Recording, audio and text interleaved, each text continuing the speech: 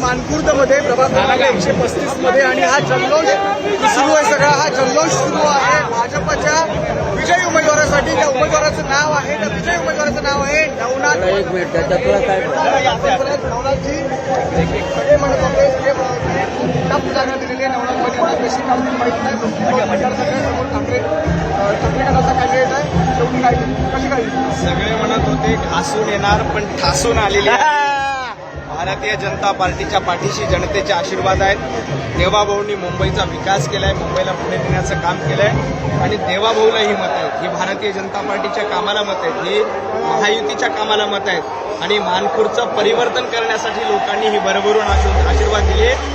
जवळपास आम्ही 2000च्या लीडनं मानखुर्दमध्ये पहिल्यांदा कमळ फुलवलं. आपण बघितलं की बाजूच्या सर्व ठिकाणी MIM निवडून आली, एका ठिकाणी भारतीय जनता पार्टीचं कमळ फुललं. जनतेने आमचा विश्वास टाकला, सगळ्या समाजातून जनतेने आम्हाला साथ दिली.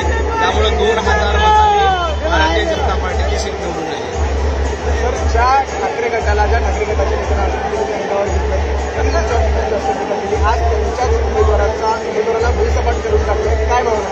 ठाकरे गटाने माझा पराभव करण्यासाठी पूर्ण ताकद पणाला लावली होती. संजय राऊत रोज इथल्या लोकांना फोन करून चार्ज करत होते. उबाटा गटाचे लोक सातत्यानं नवनाथ बनचा पराभव करायचा, नवनाथ बनला धडा शिकवायचा, अशा पद्धतीची भाषा करत होते. परंतु जनतेचा आशीर्वाद भारतीय जनता पार्टीच्या पाठीशी आहे. जनतेचा आशीर्वाद देवाभाऊंच्या पाठीशी आहे आणि मानखुर्दकरांचा आशीर्वाद कमळाच्या पाठीशी होता. त्यामुळं उबाटा गटाच्या सगळ्या नेत्यांनी झाडून पुसून प्रयत्न केला, तरी त्यांनी काहीही पराभव करू शकले नाही. उलट ज्या उबाटा गटाच्या नगरसेविका होत्या त्या मला वाटतं 3ऱ्या-4थ्या क्रमांकावर गेलेल्या आहेत.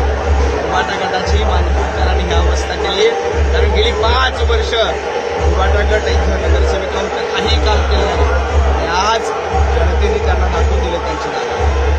वर्षभर नाही म्हटलं पलटवार करून पक्षाची बाजू मांडली, पक्षाने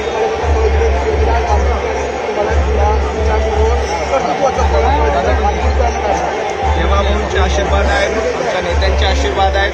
त्यांनी मला प्रचंड सहकार्य केलं.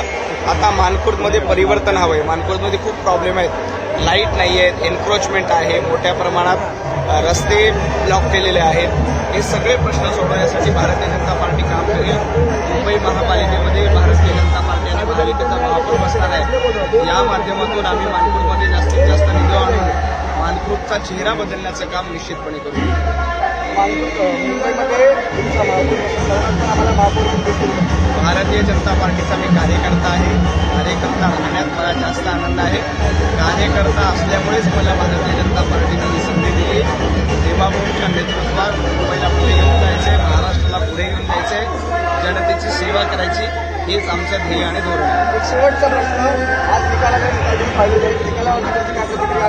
तसं वातावरण मध्ये 2-3 दिवसात झालं होतं. राज ठाकरेंच्या भाषणात वातावरण खूप की काळजी प्रश्न झाली होती.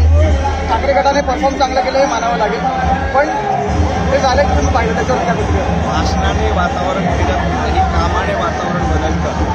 ठाकरे ब्रँड स्वतःला म्हणत होते. ठाकरे ब्रँडची काय अवस्था झाली बघितली तुम्ही. महायुतीचाच ब्रँड आहे, देवाभाऊंचाच ब्रँड आहे. भारतीय जनता पार्टी जवळपास 90 जागा जिंकते.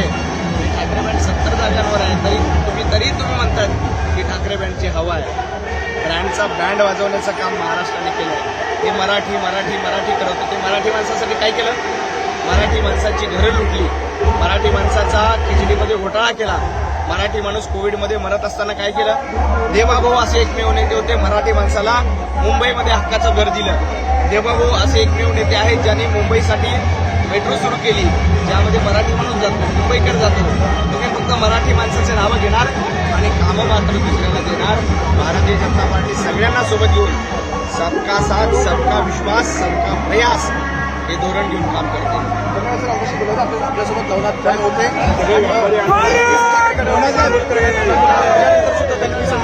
ठाकरे गटावरती त्यांनी आज पुन्हा हल्लाबोल केलाय. ठाकरेंचा ब्रँड वाजवलाय म्हणाला आणि खरा ब्रँड जर कोण असेल तर महायुती आहे असं नवनाथ म्हणाले. संकेत न्यूज 18 मराठी मानखुर्द.